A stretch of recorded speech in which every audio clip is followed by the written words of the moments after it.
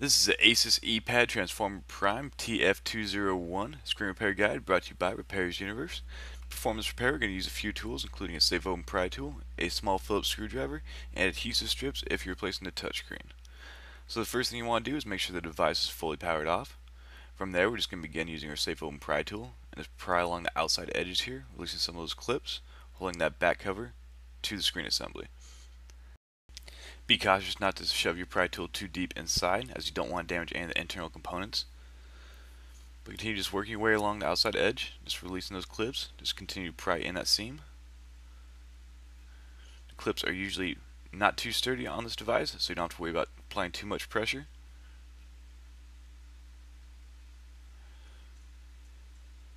Once you have a corner or a grip area like this right here, it makes it much easier. As you can see, it's coming apart very nicely now.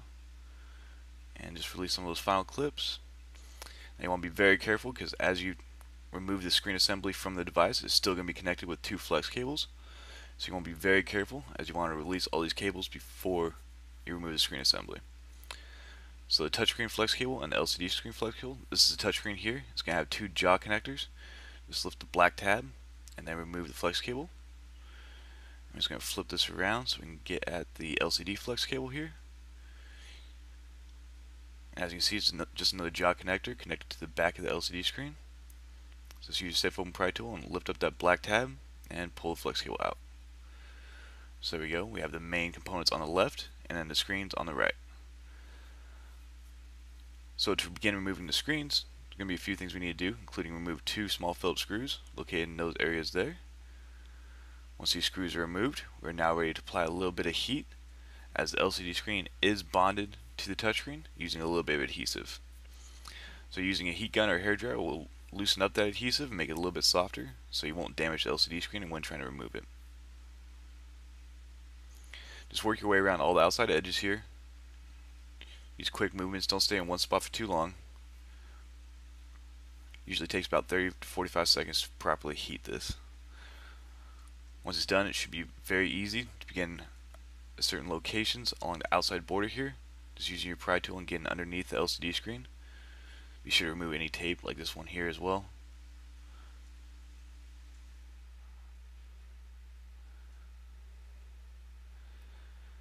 So here you go, just starting to release some of that adhesive, holding the LCD screen to the touchscreen.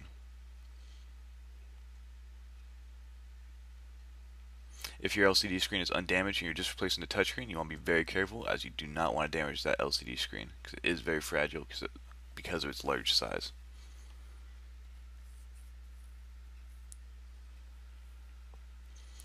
As you can see, we can see a little bit of gap right there between the LCD and the touchscreen now.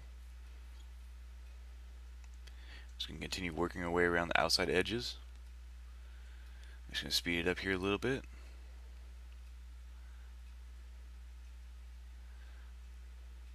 As you can see, that adhesive is coming up quite nicely. I want to be careful of that touchscreen flex cable as well. Going to continue prying and just releasing that adhesive. If the adhesive becomes too stubborn, we highly suggest hitting it again with the heat gun or hairdryer. This will soften up that adhesive again, making it much easier to separate the screens. So as you can see, we almost got the LCD screen fully off the touchscreen here. We're just going to apply a little bit more heat in this corner here.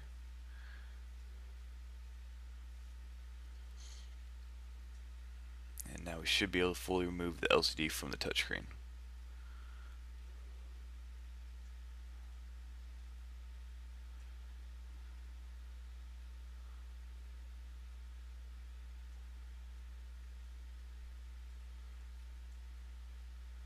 And there we go. There's the LCD screen separated from the touchscreen here. Take note of the adhesive hanging on the LCD screen here. That's what's holding it onto the touchscreen.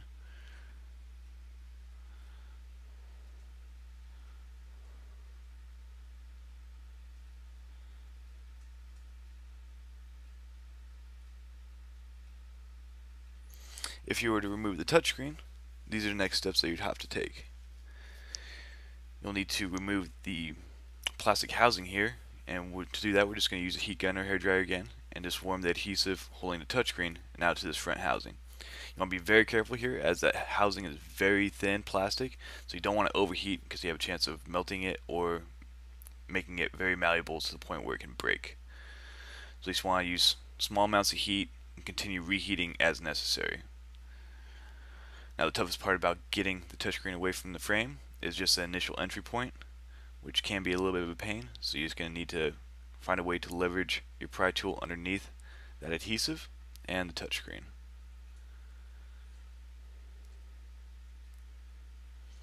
There's also a few areas on this bezel that are very, very thin, and you want to make sure that you take special care when releasing those areas before you crack that housing. So there we go, we're releasing some of that adhesive. We can't fully remove the top yet, but it's getting there.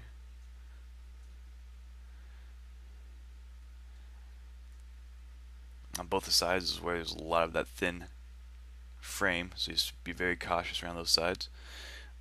Like I said, reheat more often in this location because you don't want to overheat that bezel. So just take your time when doing this. As you can see, it just makes it so much easier to slide your pry tool through once the adhesive is properly warmed. So this is one of those trouble areas here. I'm just going to make sure I separate that adhesive from the housing. Then carefully lift that skinny part up, and then continue working our way around.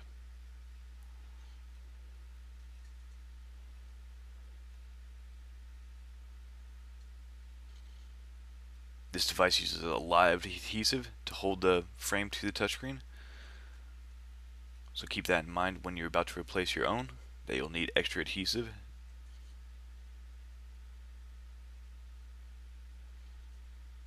And there we go, the frame's almost completely released.